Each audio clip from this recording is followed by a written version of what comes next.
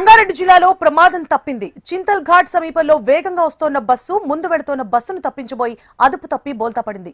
ఈ ప్రమాదంలో ప్రయాణికులకు ఎలాంటి ప్రమాదం జరగలేదని పోలీసులు తెలిపారు. ప్రయాణికులను పోలీసులు రక్షించారు. ఈ ప్రమాద సమయంలో బస్సులో 36 మంది ప్రయాణికులు ఉన్నట్లుగా గుర్తించారు.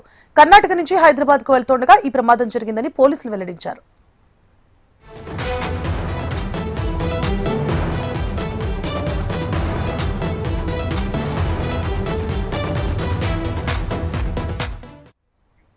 సంగారెడ్డి జిల్లాలో ప్రమాదం తప్పింది. చింతల్ ఘాట్ సమీపంలో వేగంగా వస్తోన్న బస్సు ముందు వెళుతోన్న బస్సును తప్పించబోయి అదుపు తప్పి బోల్తా పడింది. ఈ ప్రమాదంలో ప్రయాణికులకు ఎలాంటి ప్రమాదం జరగలేదని పోలీసులు తెలిపారు. ప్రయాణికులను పోలీసులు రక్షించారు. ప్రమాద సమయంలో బస్సులో 36 మంది ప్రయాణికులు ఉన్నట్లుగా గుర్తించారు. కర్ణాటక నుంచి హైదరాబాద్ వెళ్తుండగా ఈ ప్రమాదం జరిగిందని పోలీసులు వెల్లడించారు.